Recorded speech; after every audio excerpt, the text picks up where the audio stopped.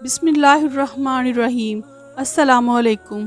لاکھوں کروڑوں درود نبی اکرم صلی اللہ علیہ وآلہ وسلم پر اور ان کی آل پر۔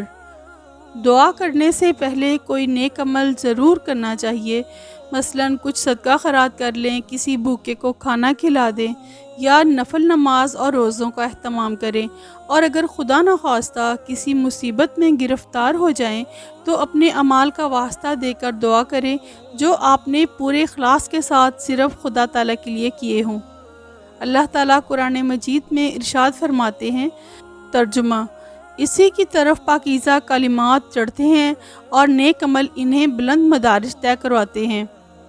نبی اکرم صلی اللہ علیہ وآلہ وسلم نے ایک بار 3 ایسے اصحاب کا واقعہ سنایا جو ایک اندھیری رات میں ایک غار کے اندر پھنس گئے تھے۔ ان لوگوں نے اپنے مخلصانہ عمل کا واسطہ دے کر خدا سے دعا کی اور اللہ تعالیٰ نے ان کی مصیبت کو دور فرما دیا۔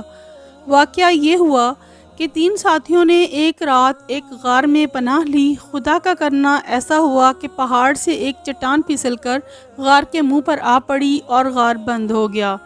دیو قامت چٹان تھی، بھلا ان کے بس میں کہاں تھا کہ اس کو ہٹا کر غار کا منہ کھول دیتے۔ مشورہ یہ ہوا کہ اپنی اپنی زندگی کے مخلصانہ عمل کا واسطہ دے کر اللہ تعالیٰ سے دعا کی جائے۔ کیا عجب کہ اللہ تعالیٰ سن لے اور اس مصیبت سے نجات مل جائے۔ چنانچہ ایک نے کہا، میں جنگل میں بکریاں چرایا کرتا تھا اور اسی پر گزارا تھا میرا۔ جب میں جنگل سے واپس آتا تو سب سے پہلے اپنے بوڑھے ماں باپ کو دودھ پلاتا اور پھر اپنے بچوں کو۔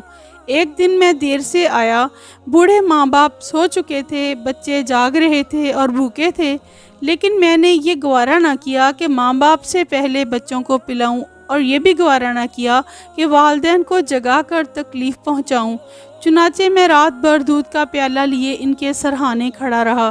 بچے میرے پیروں میں چمٹ چمٹ کر روتے رہے، لیکن میں صبح تک اسی طرح کھڑا رہا۔ خدایا، میں نے یہ عمل خالص تیری خاطر کیا، تو اس کی برکت سے غار کے منہ سے چٹان ہٹا دے۔ اور چٹان اتنی ہٹی کہ آسمان نظر آنے لگا۔ دوسرے نے کہا، میں نے کچھ مزدوروں سے کام لیا اور جب ان کو مزدوری دے دی، لیکن ایک شخص اپنی مزدوری چھوڑ کر چلا گیا۔ کچھ عرصے کے بعد جب وہ مزدوری لینے آیا تو میں نے ان سے کہا، یہ گائیں، بکریاں اور یہ نوکر چاکر سب تمہارے ہیں، لے جاؤ۔ وہ بولا، خدا کے لیے مذاق نہ کرو۔ میں نے کہا، مذاق نہیں، واقعی یہ سب کچھ تمہارا ہے۔ تم جو رقم چھوڑ کر گئے تھے، میں نے اس کو کاروبار میں لگایا، خدا نے اس میں برکت دی، اور یہ جو کچھ تم دیکھ رہے ہو سبھی اسی سے حاصل ہوا ہے۔ یہ تم اطمینان کے ساتھ لے جاؤ، سب کچھ تمہارا ہے۔ وہ شخص سب کچھ لے کر چلا گیا۔ خدایا، یہ میں نے محض تیری رضا کے لیے کیا۔ خدایا، تو اس کی برکت سے غار کے منہ سے چٹان کو دور فرما دے۔ اللہ کے کرم سے چٹان اور ہٹ گئی۔ تیسرے نے کہا، میری ایک چچا زاد بہن تھی جس سے مجھ کو غیر معمولی محبت ہو گئی تھی۔